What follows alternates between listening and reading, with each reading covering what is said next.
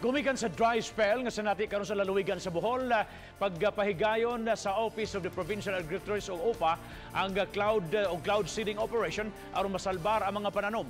Subha pa ni Acting Provincial Agriculturist Dr. Lali Pamugas, masinati kini gumikan sa duha ka buwan nga below normal level nga uwan.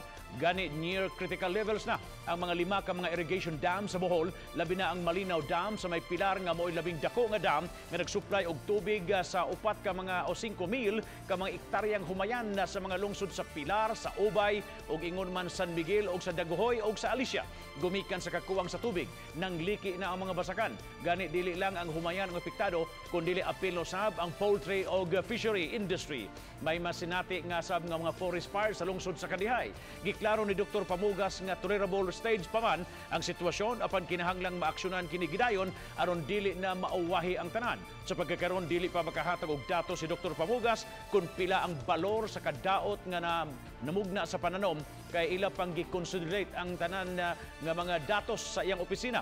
Nag-request sab ang Office of the Provincial Agriculturist og 2.5 million pesos nga budget alang sa 42 oras nga cloud seeding operation.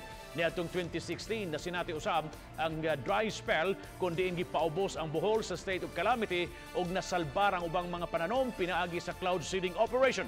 Nang hinaot si Dr. Pamugas nga masalbar pa ang mga tanom aron makabot ang 100% sufficiency level sa Bohol nga mo'y giilang rice bowl din sa Central Visayas.